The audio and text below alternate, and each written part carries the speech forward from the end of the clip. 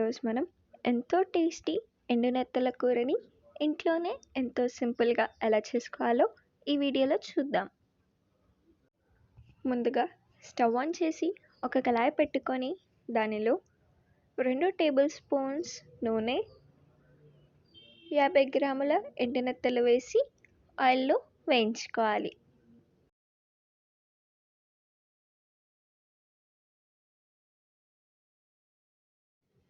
వీటిని బాగా వేయించుకున్న తర్వాత ఒక ప్లేట్లోకి ట్రాన్స్ఫర్ చేసుకుని పక్కన పెట్టుకోవాలి. ఇప్పుడు అదే నూనెలో మనం ముందుగా కట్ చేసి పెట్టుకున్న 2 పెద్ద సైజ్ ఉల్లిపాయ ముక్కలు,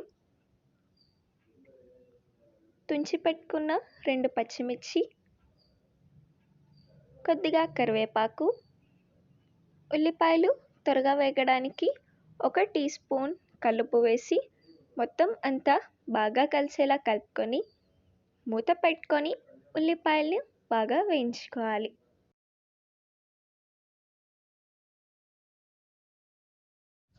మూత తీసి ఒకసారి అంతా బాగా కలిసేలా కలుపుకొని 1.5 టీ స్పూన్ కారం, పావు టీ స్పూన్ పసుపు, రుచికి సరిపడా ఉప్పు వేసి మొత్తం అంతా బాగా కలిసేలా కలుపుకొని మూత పెట్టుకొని 5 నిమిషాలు మీడియం ఫ్లేమ్లో కుక్ చేసుకోవాలి.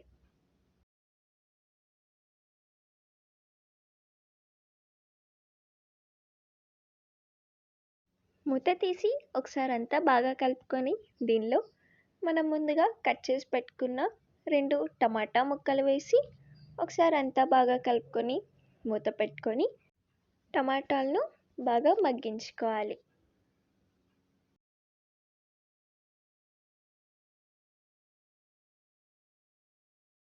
మూత తీసి ఒకసారి అంతా బాగా కలుపుకొని దీనిలో 1/2 గ్లాస్ నీళ్లు పోసి మళ్ళీ ఒకసారి అంతా కలుపుకొని మూత పెట్టుకొని ఉడికించుకోవాలి.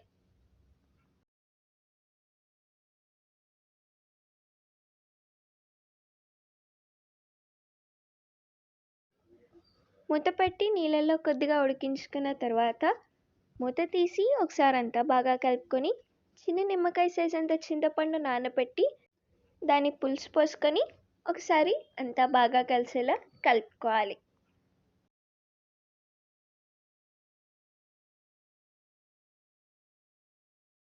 కలుపుకొని మూత పెట్టుకొని ఉడికించుకున్న తర్వాత మూత తీసి అంతా బాగా కలిసేలా కలుపుకొని దీనిలో మనం ముందుగా వేయించి పెట్టుకున్న ఎండునెత్తలు వేసి మళ్ళీ ఒకసారి అంతా బాగా కలుపుకోవాలి.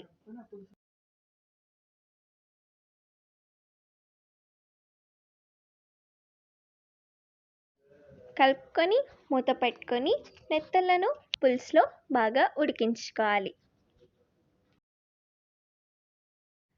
ఉడికించుకున్న తర్వాత స్టవ్ ఆఫ్ చేసి ఒక బౌల్లోకి ట్రాన్స్ఫర్ చేసుకొని సర్వ్ చేసుకుంటే అంతేనండి, మన టేస్టీ ఎండునెత్తల కూర రెడీ అయిపోయినట్టే.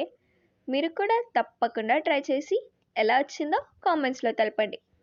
ఈ వీడియో కనుక మీకు నచ్చినట్లయితే లైక్ చేసి షేర్ చేసి మా ఛానల్ని సబ్స్క్రైబ్ చేసుకోండి.